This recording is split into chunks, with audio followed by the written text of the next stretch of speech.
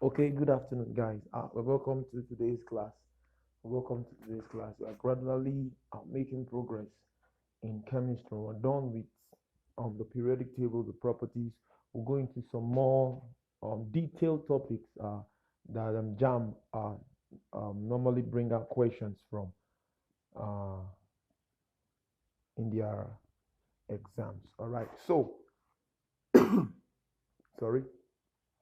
Last week we were looking at the periodic table and the properties governing the periodic table. Okay, we looked at some definitions and some important concepts. I want to take a quick recap of that. Then today we're going to see how those properties, those concepts affect the members in the group and the members down the group and the members across the period. And the first property we looked at last week, we looked at the atomic radius, and we said the atomic radius is a measure of the size of an atom, how big or how small. Just if you use the same concept you have in your mathematics, radius is a distance, is a line drawn from the center of the circle to any part of the circle or to any part of the circumference. The same thing here, the same thing.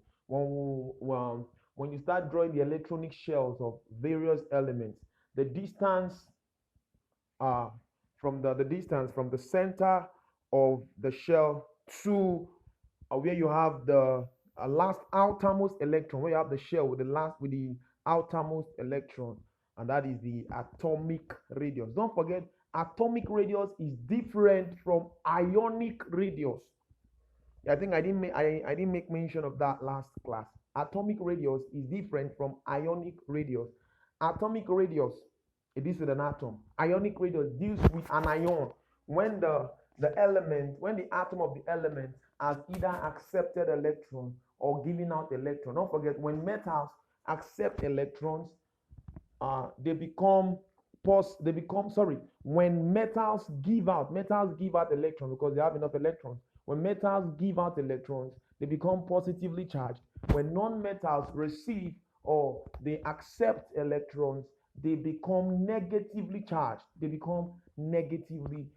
So atomic radius is the measure of the size of an atom. Then we looked at ionization energy.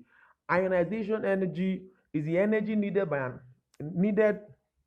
an element to remove one electron from the atom of that element in the gaseous phase. The energy needed to remove ionization energy, to remove an electron from that atom. Then electron affinity. We said electron affinity is how much an element wants electron, how much an element desires, that desiring ability, that desiring capacity of an element. Affinity. I have affinity for you. I have this desire to get something from you. I have this liking. You understand how much an element wants electron. Why electronegativity is a tendency of an atom of an element to attract electrons.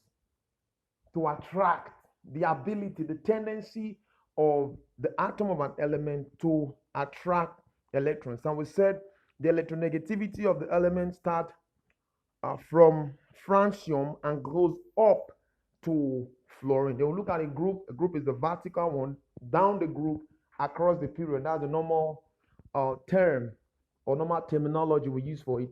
Elements down the group, elements across the period. All right. So, and I said group 1 elements are alkali metals. Group 7 are the halogens or salt formers, because when they react with group 1 elements, they form salt. For example, you have your sodium chloride, you have sodium fluoride, sodium iodide, and all that. Then we say group 2 are alkali F metals. Group 3 are metalloids. We have elements that behave as a semiconductors rather. Semiconductors are conductors that have the characteristics of both metals and non-metals. All right, so that is a short summary of what we did last week. All right, to today's class.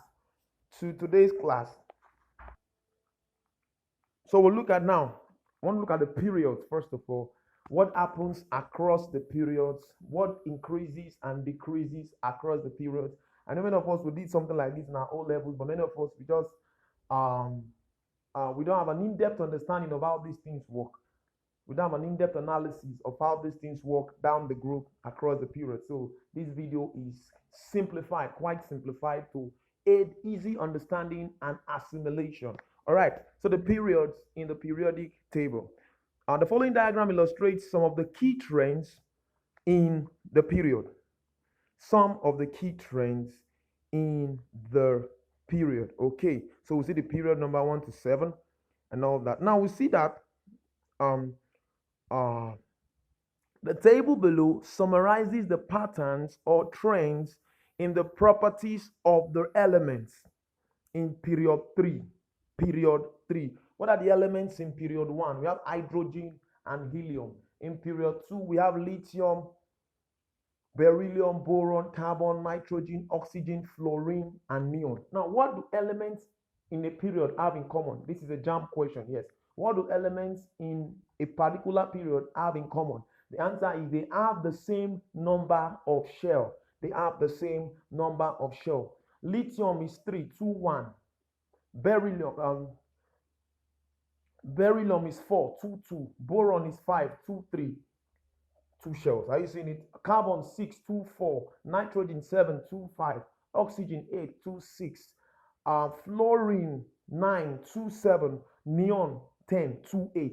Have you seen it? So all elements in group 2 in period 2 have only 2 shells. In period 3, they have only 3 shells. What elements do we have in period 3? We have elements, I think, neon, okay, sodium, magnesium, aluminum, silicon, phosphorus, sulfur, chlorine, argon, potassium, calcium. So I want to pick period 3 and use it as a reference point for the all elements in a particular period. All right, let's see. Now, similar trends are observed in other periods, like I said earlier, of the periodic table. The chlorides are compounds with chlorine, and the oxides are compounds with oxygen. When you hear oxides, that's a compound reacting or an element reacting with oxygen. Chlorides, an element reacting with chlorine or compound reacting with chlorine. Now, we see the elements we have. I said we have sodium, magnesium, aluminum, silicon, phosphorus, sulfur, and chlorine. We didn't consider argon. Argon is a noble gas. Group 8 elements, they are noble gases. They are chemically inactive. All right. Now, we know from SS1 secondary school level that the 11 down, that's the atomic number, while the 23 is the mass number. The 11 down is the atomic number, 23 is the mass number or the atomic mass. Some persons may call it. All right. Now, what the chlorides of period 3 elements? You have sodium chloride, magnesium chloride. Hope you know why it is MgCl2 and not MgCl. It is because Mg has a valency of 2. Chlorine has a valency of 1. So when you write the valencies under each of their elements and cross multiply, you're going to be having MgCl2. All right, then aluminum chloride, okay. Then silicon chloride, then phosphorus chloride, okay. Then we have that. So is that sulfur? Sodium, magnesium, aluminum, silicon, phosphorus, sulfur. Then no chlorides. Okay, no chlorides. Then for the oxides, you have sodium oxide, magnesium oxide, aluminum trioxide, or some persons call it aluminum trioxide. And you have silicon oxide, and that, and you have that, and you have that, and you have that. All right. Now, if you check the electronegativity, it increases across the period. Look at the blue arrow. Look at the blue icon under on the table. Have you seen it? From left to right, it increases. It increases. It increases. The electronegativity increases across the period. The ionization energy, the energy needed for an element to, the energy needed for an element to lose or to give out an electron from its atom, ionization energy, it also increases across the period. You can see the blue arrow going from left to right. It increases across the period. Only the atomic radius decreases across the period. Take note. So take this formula down. Across the period, electronegativity increases from left to right. Ionization energy increases from left to right, but only atomic radius decreases from left to right. Check the valence electrons. For sodium, you have it in the 3s shell, the 3s orbital rather. We have the SPDF orbitals. Another class we're going to take entirely SPDF orbital on through Pauli's exclusion principle and all that. Then 3s, then that's for magnesium, 3s2, for aluminum, 3s2, 3p1, silicon, 3s2, and all that. This is just a summary of how electronegativity affects elements in the period, ionization energy affects elements in the particular period, and atomic radius affects elements in a particular period. Now, still based on what I said, atomic radius decreases across a period. Why does it decrease? Let me just chip this in. See, I know I've given us the summary, the shortcut. Why does atomic radius decrease across a period? It decreases across a period. Now, if you check, sodium 281, are we there? Magnesium 282, aluminium 283. Sodium 281, the radius is fixed, 281, from the center of the atom to that one valence electron there. The binding force is much. The radius is, you have a strengthened radius there. The radius is strong. Now, you go on 282, 283. You begin to observe that as electrons are being added to the outermost shell of an atom of an element, it decreases the atomic radius. It decreases the atomic radius. Why? Because if you now begin to check the electrons outside, you see that they are in a free position to roam. Yes, they are in a free position to roam because they have not attained the octet structure, the octet electronic configuration, which is 288. So it decreases. That is why when you now get to neon, all the electrons in the outermost shell, they are bonded 2, 288, 2. You have 2, 8, then you have 8, 1, 2 bonded. You have a pair there, you have another pair there. You have 4 pairs making 8. So the atomic radius is strong because from the center to any of the pair, you have the same strength. If I take from the center to the first pair, you have the same strength as taking from the center of the atom to the second pair. You have the same strength, atomic radius strength, as taking from the center of the atom to the third pair. You have the same atomic radius strength as taking when you take it from the center of the atom to the fourth pair. You have the same value because the electrons are now bonded 2. You now have 288, and that is why neon has the highest atomic radius. Can you see now? So it decreases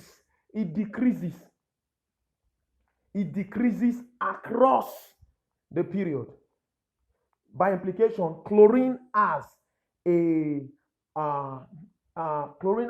higher atomic radius than sodium. Why? Chlorine is 287. You have 3 pairs and only one lone electron, compared to sodium that has just one electron outside. It's free to roam. But chlorine, you have 3 pairs that are already together. The strength is much, and you have just only one.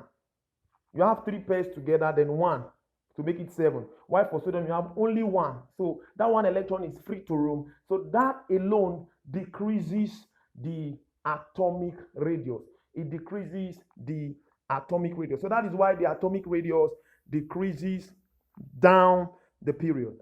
It decreases from left to right. It decreases across the period. Now, the ionization energy, the first ionization energy The general trend is an increase across the period. An increase, yes. Ionization energy is the energy required to remove an electron from an atom of an element. If you are going from left to right, you are going from the metallic side to the non-metallic side. And in so doing, since it's an energy required to remove the non-metallic side, they don't remove electrons from them, rather they receive electrons. That is why it increases. Look at sodium. Look at sodium. Sodium, the ionization energy. And I said, when I was giving the definition of ionization energy, I said is the first ionization energy is the energy required by an atom of an element to give out electron in its gaseous state. Don't forget, in its gaseous state. Sodium is a gas. Sodium is a metal. Sorry, sodium is a metal. A metal. So sodium gives out one. Magnesium gives out two. Can you see? Um, what do you call it now? Aluminium gives out three. Like that, is increasing.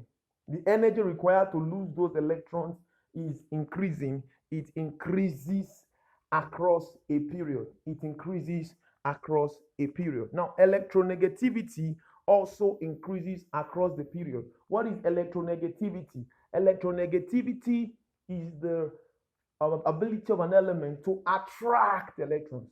It increases across the period. Sodium does not attract electrons, it gives out electrons, so it will decrease.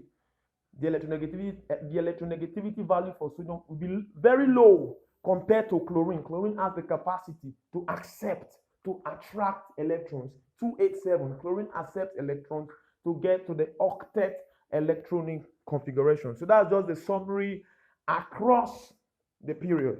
Across the period. Now, the melting and boiling points across the period. The melting point and boiling point increases up to silicon and then decreases to argon. So the melting and boiling point increases from sodium to magnesium to aluminum to silicon to phosphorus to sulfur to chlorine. Sorry, it increases from sodium to magnesium to aluminum to silicon. Then from silicon, it decreases back. From silicon, you now have a decrease from silicon to phosphorus to sulfur to chlorine and to argon. Yes. Why? Part of the reason is this. Silicon is a metalloid. Silicon is a semiconductor. It has the properties of a metal and a non-metal. So when it gets to silicon, then you begin to see the non-metallic.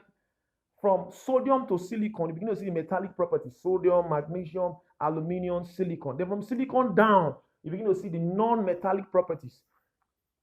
And don't forget that non-metals generally, they have low melting and low boiling points. Metals have high melting and high boiling point. So you see the decrease. Non-metals, you see the decrease. So the melting and boiling point increases to silicon. Let's take note of this. And then decreases to argon. Electrical conductivity. You should also know this one. It increases from sodium to magnesium to aluminum. Silicon is a semiconductor. That was what I was explaining earlier on. Silicon is a semiconductor. The rest are insulators or non-conductors. So the same thing, electrical conductivity increases from sodium to aluminum, then to silicon, then you now start seeing a decrease again. Just the same way you have melting and boiling point. So that's the summary of the trends in period 3. You can use this period 3 as a reference point for any other period in the periodic table. Now note that we have left argon. Yes, I told us we have left argon out. Argon is a noble gas with electronic configuration of neon, then together with 3s2 3p6. Argon has 1s2 2s2 2p6 3s2 3p6. Yes, neon is 10, which is 1s2 2s2 2p6. Then you have 3s2 and 3p6 together. That makes up argon. So argon does not form any compound with oxygen or chlorine. I've told us before, group 8 elements, they are chemically unreactive. They are inert elements. They do not react. So that's the summary of the period. The properties I just listed now across the period in a periodic table.